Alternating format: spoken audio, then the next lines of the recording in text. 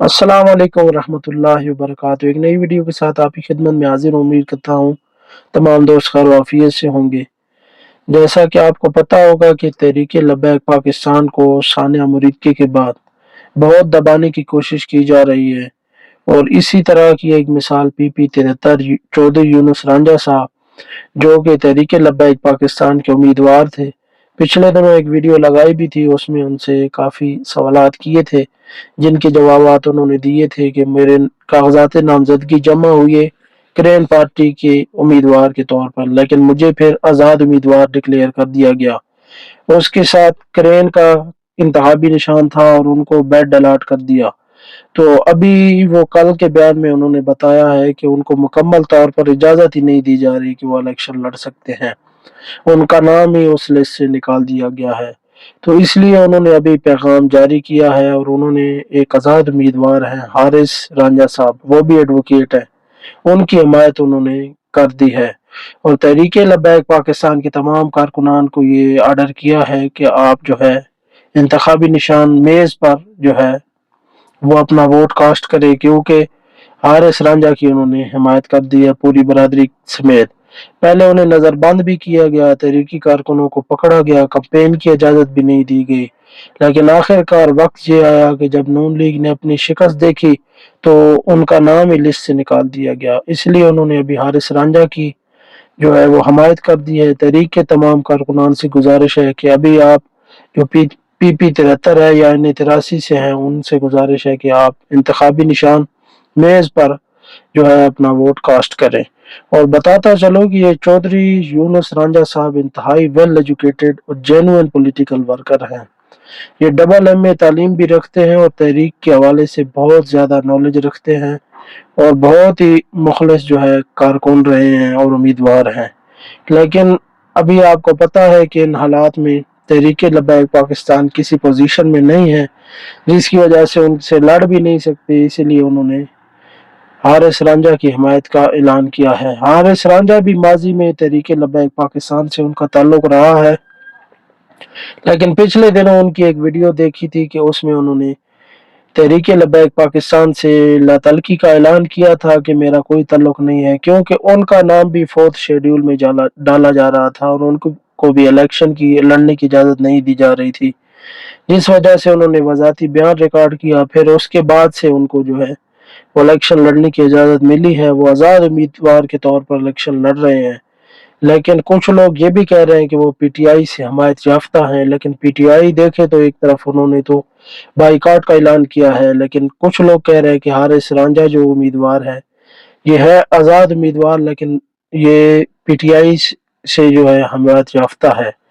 लेकिन इसका तो मुझे मुकम्मल मालूमात नहीं, लेकिन तहरीक लब्बैक पाकिस्तान ने सरगोदा में पीपी 73 में जो है हारिस रांझा की हमायत का ऐलान किया है। उसके बाद बात करें तो आज 40वां भी है सानिया मुरीदकी के शहदा का। अफसोस से कहना पड़ता है कि उनके लिए कोई इंसाफ नहीं मिला। आज पूरे 40 दिन गुजर चुके हैं और बेगुनाह लोगों को शहीद किया गया था। किसी का कुछ पता नहीं है, कोई कारकुनान किधर हैं, कुछ किधर हैं, और काफी तादाद में जो है वो कारकुनान जो है वो बिल्कुल गायब है, पता नहीं है शहीद हो चुके हैं या किधर हैं।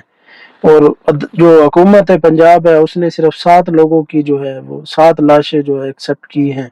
उन्होंने बताया कि 7 लाशें हमारे पास मौजूद हैं, सिर्फ 7 लोग मरे हैं।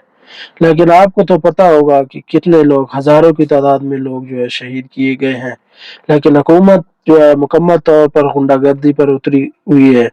ना लाशें दे रहे हैं और ना इंसाफ दिया जा रहा है, ना जुडिशल कमीशन बनाया जा रहा है, बल्कि उसके मुतबादिल JITs बनाई जा रही हैं ताकि लब्बैक के कारकुनान को झुकाया जा सके और इतना खौफ व हरास पैदा किया जा सके कि दोबारा कोई लब्बैक या रसूलुल्लाह का नारा ना लगाए और इस तहरीक के लिए कोई सरगर्मी ना करे। लेकिन ऐसा तो नामुमकिन है, क्योंकि सब पाबंदियां लगा कर देख ली, फिर भी जो है उर्स पर इन्होंने पाबंदी लगाई। अभी घर घर में उर्स अमीरुल मुजाहिदीन मनाया जा रहा है, बल्कि पूरी दुनिया में मनाया जा रहा है। तो इस तरह आप हक की आवाज को कभी भी दबा नहीं सकते। ये इनकी भूल है कि ये ताकत से किसी को, ये वक्ती तौर पर मुमकिन है लेकिन हमेशा के लिए मुमकिन नहीं।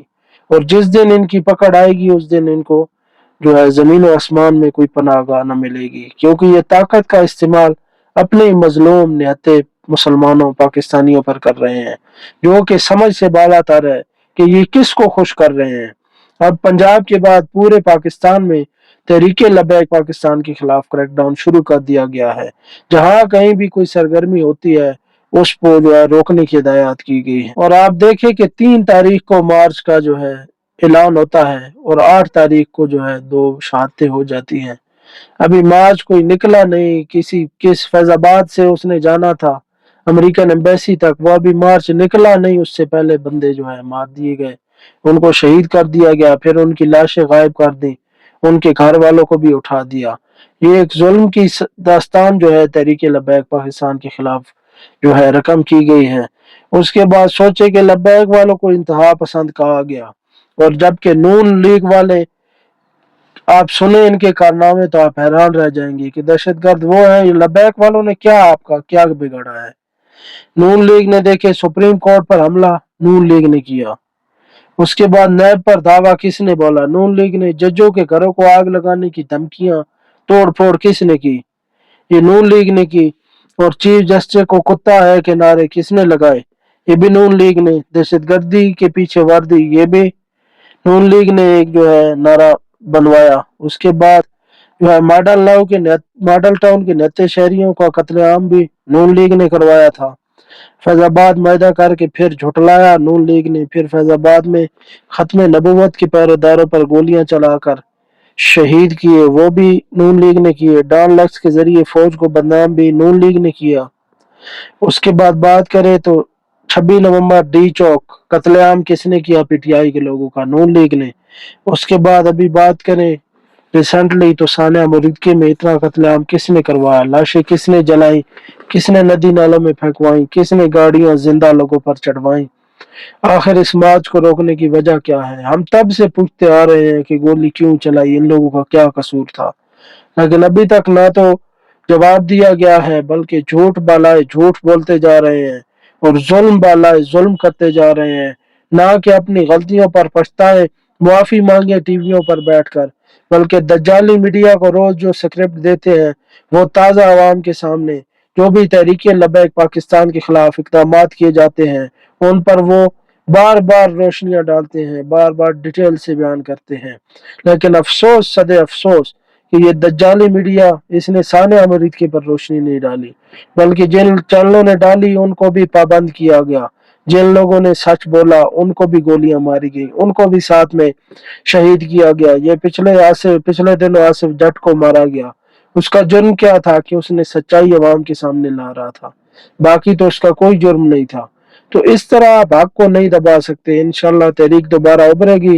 बाकी शफीक अमीनी साहब अल्हम्दुलिल्लाह महफूज मकामात पर हैं और अल्लामा गौस बगदादी भी महफूज मकामात पर हैं। बाकी भी कारकुनान से गुजारिश है कि इन गुंडागर्दों से जो है वो दूर रहे। जिस तरह आज इनके साथ वकीलों ने किया है, इसी तरह अगर तहरीके लब्बैक वाले करते इनके साथ तो आज शायद ये मामला ना होता। लेकिन तहरीके लब्बैक पाकिस्तान हमेशा पुरअमन जमात रही है, अब भी पुरअमन है और इंशाल्लाह आगे भी पुरअमन रहेगी। मजीद वीडियोस के लिए चैनल जरूर सब्सक्राइब करें। दुआ में याद रखें। अल्लाह हाफिज़ व नासिर।